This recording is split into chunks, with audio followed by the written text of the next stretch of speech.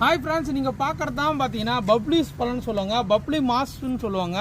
ஒரு சூப்பரான வெரைட்டி ஓகேங்களா. ஏன்னா பார்த்தா ஆரஞ்சு பழத்தில் மிகப்பெரிய பழம்னா இது வெரைட்டி சொல்லுவாங்க.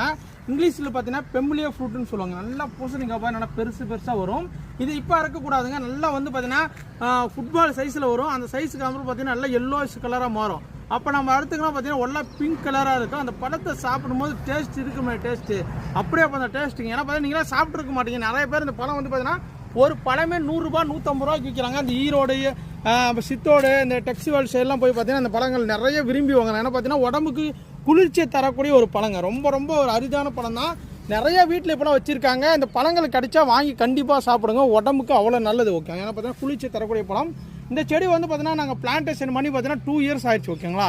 ஃபஸ்ட்டு 2-3 டைம் வந்து காய்கள் வச்சிச்சு. ஆனால் எல்லாமே கீழே வந்து பார்த்தீங்கன்னா யாரும் பிச்சுட்டாங்க. இப்பயும் பார்த்தீங்கன்னா ஒரு 5-6 காய் இருந்துச்சு பாருங்கள், உங்களுக்கே தெரியும். ஆனால் பிச்சுட்டாங்க. இப்போ பார்த்தீங்கன்னா நல்லா பெருசாக ஆகிட்டு வருது. நல்லா பெருசாக ஒன்று கட் பண்ணி நான் காட்டுறேன்.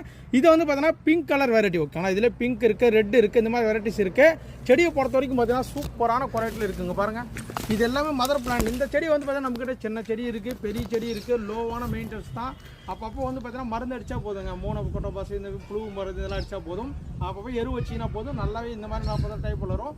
இது வந்து பார்த்தீங்கன்னா ஈஸியான லோவான மெயின்டெனன்ஸ் தான் ஓகே. உங்களுக்கு யாருன்னா இந்த செடிகள் வேணும்னு ஆசைப்பட்டீங்கன்னா தாராளமாக நம்ம வாட்ஸ்அப் தொடர்பு கொண்டு புக் பண்ணிக்கோங்க ஓகேனா. சூப்பராக பாருங்கள் எவ்வளோ காய் வச்சு.